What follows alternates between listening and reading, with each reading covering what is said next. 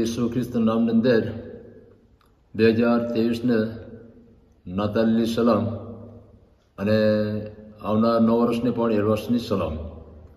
પ્રભુ ઈસુના નામની અંદર જે નાતાલની ઉજવણી અત્યારે 2023ની અંદર કઈ ઓલ આખા વિશ્વમાં જે લોકો પ્રભુને સન્માન આપી રહ્યા છે, તો અહીંયા પ્રભુના વચન દ્વારા અહીંયા આપણે જોઈએ તો નાતાલની ઉજવણી સંબંધની અંદર પ્રભુના એક યુસુફ અને મરિયમ, અને યુસુફના જીવનની અંદર શંકા હતી. અગર મરિયમની પાસે ઈશ્વરના દૂતો દ્વારા તેમને જે કહેવામાં આવે તે પ્રમાણે તે સફળતા આપી, પણ યુસુફ તેના જીવનની અંદર શંકાની અંદર હતો. પણ એવા સમયમાં પણ પ્રભુ ઈસુના દૂત અને ત્યારે યુસુફની પાસે આવ્યો અને તેમને એમ કીધું કે પણ એ બાબતો સંબંધી તે વિચારતો હતો. એટલામાં પ્રભુના દૂતે તેને સપનામાં દર્શન તેને કહ્યું કે ઓ યુસુફ, દાઉદના દીકરા, તારી પત્ની મરિયમને તેડી લાવવાને બીમાં, કેમ કે તેને જે ગર્ભ રહ્યો છે તે પવિત્ર આત્માથી છે. હવે યુસુફના જીવન અંદર અને એ શંકાની અંદર પણ દેવના દૂતે અને તેના સાથે અને પુરાવા આપ્યા, તેને સાબિતી આપી. તેથી કરીને એમની સાથે દૂતે એમ પણ કીધું, 21મી કલમમાં એમ કહેવામાં આવે છે કે અને તેને દીકરો થશે ને તું તેનું નામ ઈસુ પાડશે, કેમ કે જે પોતાના લોકોને તેઓને પાપથી તારશે તે એ જ છે. હાલેલુયા. તો આજે આપણે જોઈ શકીએ છીએ કે પૂરું જગત અને તે પાપના અંદરમાં, પાપના આધીનતામાં, એના કારણે પ્રભુ ઈસુએ પણ અને તેમના જીવન અંદર ઈશ્વરના દૂત દ્વારા યુસુફને અને એવી ખાતરી કરાવી કે અને તેનો દીકરો થશે અને તું તેનું નામ ઈસુ પાડશે, કેમ કે જે પોતાના લોકોને તેઓના પાપથી તારશે તે એ જ હશે. હાલેલુયા. કેમ કે પ્રભુ ઈસુ અને પૃથ્વી પર ત્યાં પહેલા અને ત્યારે એક પ્રભુના દૂતે એક જગ્યા પર પણ આવ્યું છે અને ત્યાં લૂકની અંદર બીજો અધ્યાય 11મી કલમ પણ કહે છે કે ત્યાં ભરવાડોની વચમાં પણ પરમેશ્વરના દૂત અને તેમના જીવન અંદર, અને એ પણ એકદમ નિરાશા, હતાશાની અંદર જિંદગી વિતાવ્યા છે. પણ ઈશ્વરના દૂત ત્યાં આવીને એમ કહે છે કેમ કે આજ દાઉદના શહેરમાં તમારી સારું એક તારનાર એટલે ખ્રિસ્ત પ્રભુ જન્મ્યો છે. હાલેલુયા. યુસુફને એમ કીધું કે પોતાના લોકોને તેઓના પાપથી તારશે. એ જ માટે કે ભરવાડની વચમાં પણ કીધું એક તારનાર એટલે ખ્રિસ્ત પ્રભુ જન્મ્યો છે. તેથી કરીને પ્રભુના અહીંયા વચનમાં આપણે જોઈએ છે ત્યારે પ્રભુ ઈસુ પૃથ્વી પર હતા તે સમયની અંદર પણ એક પ્રભુના એક બહુ સુંદર ત્યાં વચન એમ અંદર બતાવવામાં આવ્યું છે અને લૂકને લખેલી સુવાર્તાની અંદર અને તેનો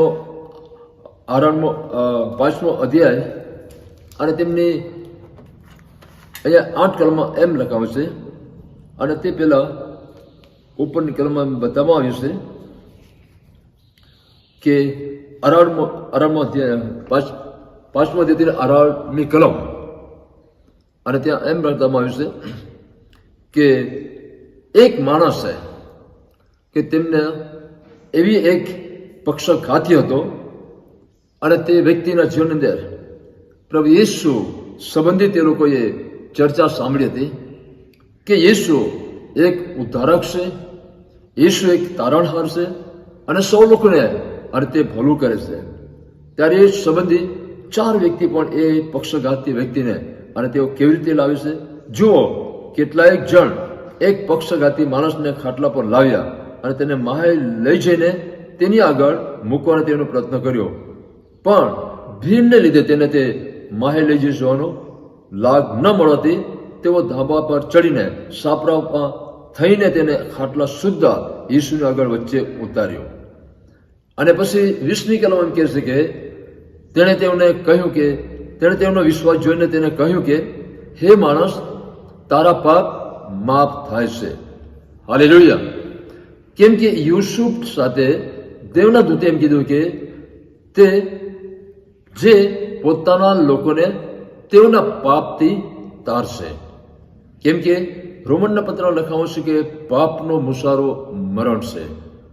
આ પૃથ્વીની અંદર તમામ પ્રકારના બધી આખા જગતની અંદર અને પાપના કારણે આખી શ્રાપિત પૃથ્વીને પ્રભુ ઈસુ એના માટે કહેવામાં આવશે કે એક તારણહાર, એનું નામ છે આજે પ્રભુ ઈસુ આજે ઉદ્ધારક પણ છે. કેમ કે દેવના વચન એમ પણ બતાવ્યું છે કે પ્રેતના કૃત્ય 4 અધ્યાયની અંદર અને તેમના 12 કલમમાં પણ બતાવવામાં આવ્યું છે કે કોઈ બીજાથી કોઈથી પણ તારણ નથી. કેમ કે જેતું આપણે તારણ થાય એવું નામ બીજો કોઈ માણસના કોઈ આકાશ તળે માણસોમાં આપેલું નથી. એક જ એવા કે પ્રભુ ઈસુ એક ઉદ્ધારક અને તારણ હતા. અને એ પાપની માફી કે જેને કહેવાય છે કે માણસને જેને કોર્ટ પાપને માફી આપી, અને એ પક્ષઘાતીને પ્રભુ એમ જ કીધું કે તેને કીધું કે તેઓનો વિશ્વાસ જોઈને કહ્યું કે એ માણસ તારા પાપ તને માફ થાય છે. અને 100 લોકો ત્યાં બેઠા હતા અને તે અચંબો પામ્યા. કેમ કે પ્રભુ ઈસુએ અને તેમના પર એવો એક અધિકાર પણ છે. કેમ કે તેમને કીધું કે ઓર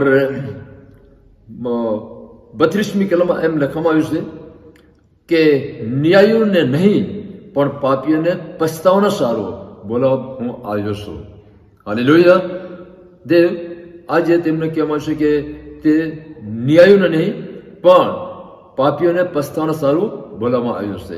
જ્યારે પક્ષઘાતીને તેને કીધું કે તારા પાપ માફ થાય છે, ત્યારે તેમને 24મી કલમમાં એમ લખવામાં આવ્યું છે કે પણ પૃથ્વી પર માણસના દીકરાને પાપ માફ કરવાનો અધિકાર છે. હાલેલુયા. અને તમે જાણો છો કે તેણે પક્ષઘાતીને કહ્યું, હું તને કહું છું કે ઉઠ અને ખાટલો ઉચકીને તારે ઘેર ચાલ્યો જા. અને તે જ ઘડીએ એ માણસ તેમના જીવન અંદર એમને ઘણા પ્રકારના ડોક્ટરે બધી ઓર ઇલાજ કર્યો પણ તેમનાથી તેને કોઈ છુટકારો ન મળ્યો. કેમ કે માણસના જીવન અંદર જે પાપને કારણે, જે શ્રાપને કારણે કે તેમના માટે કોણ એનું ઉદ્ધાર કે તારણ કરી શકે? એક જ એવું નામ કે દૂત દ્વારા કીધું કે ઉદ્ધારક એટલે કે પ્રભુ ઈસુ આજે તે સર્વ લોકોને બચાવવા માટે પરમેશ્વરના પુત્રને મોકલી આપ્યા. હાલેલુયા. તેથી કરીને પ્રેતના કૃત્યમાં એમ બતાવવામાં આવ્યું છે, પ્રેતના કૃત્યની અંદર અને તેના 5મો અધ્યાયની અંદર અને ત્યાં 31 કલમની અંદર એમ પણ કહેવામાં આવ્યું છે પ્રેતના કૃત્યની અંદર ઓર અને દેવે પોતાના જમણા હાથે રાજા તથા તારના થવાને ઊંચો કર્યો છે. હાલેલુયા. અને તેને દેવે પોતાના જમણા હાથે રાજા તથા તારના થવાને ઊંચો કર્યો છે, અને તે ઇસ્રાયેલના મનમાં પશ્ચાતાપ કરાવે તથા તેઓના પાપની માફી આપે. હાલેલુયા. કેમ કે પરમેશ્વરના પુત્ર પ્રભુ ઈસુને અને તેના આકાશમાં તથા પૃથ્વી પર એમને સર્વ અધિકાર આપ્યો છે. આજે તેઓ એમ પણ કીધું કે જે પક્ષઘાતીને કે ઉઠ અને તારા પાપ માફ થાય છે.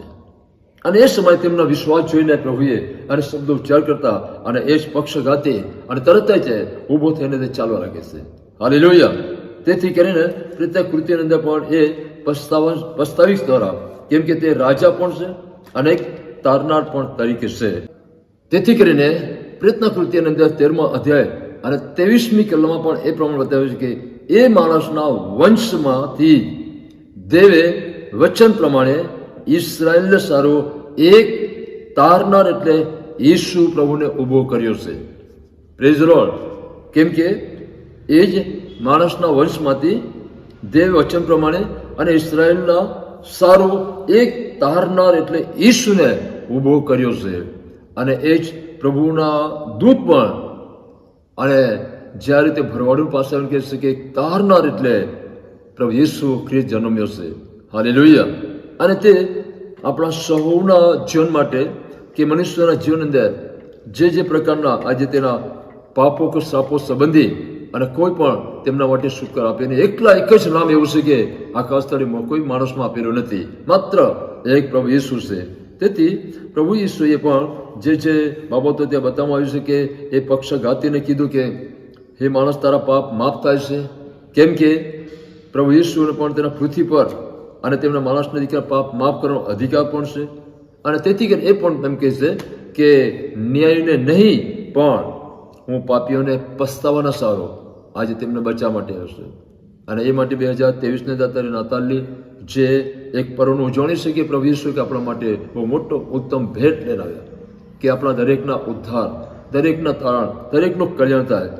તેથી કરીને બાઇબલમાં એ બતાવવા છે પ્રયત્ન કૃતિઓની અંદર અને તેમાં ઓર પ્રભુના વચન પ્રમાણે પ્રભુ ઈસુના નામની અંદર આજે જે કોઈ અને તેમના પર વિશ્વાસ કરે છે, પોતાનું જીવન સોંપે છે કે એમને તેમના માટે પણ માર્કના લખેલી સુવાર્તામાં 16:16 એમ બતાવવામાં આવ્યું છે કે જે કોઈ આજે તેમના પર વિશ્વાસ કરે છે અને તે બાપ્તિસ્મા લેશે તે તેઓ તારણ પામશે.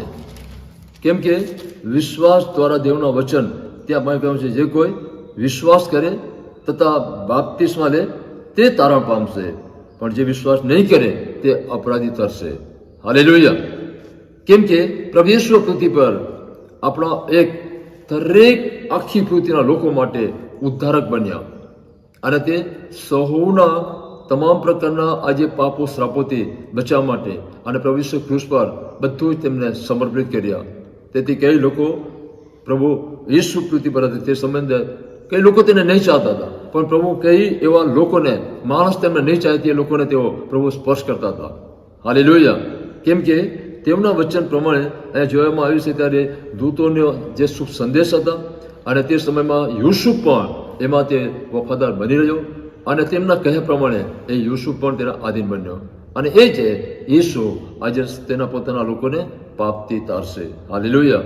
અને એ પાપો માટે પ્રભુ ઈસુ આજે આપણા બધાના ઉદ્ધારક બન્યા. Praise the lord. અને ત્યારે એક ઓર બાઈ હતી કે તેમના જીવન અંદર લોકો ચાહતા નહીં હતા, પણ પ્રભુ ઈસુ અને તેઓ એક કૂવા પાસે આવી હતી અને પ્રભુ ઈસુની સાથે તે કૂવાની પાસે અને તે પાણી ભરાવી હતી, પણ પ્રભુ ઈસુ તેમને એક તરસ્યા હતા અને તે પાણી માંગ્યા હતા, પણ એ બાઈ તેમને કહી હતી કે તમને હું પાણી આપી શકતી નથી, કેમ કે તેઓ નીચી જાતના હતા અને તેઓની સાથે વ્યવહાર નહોતો.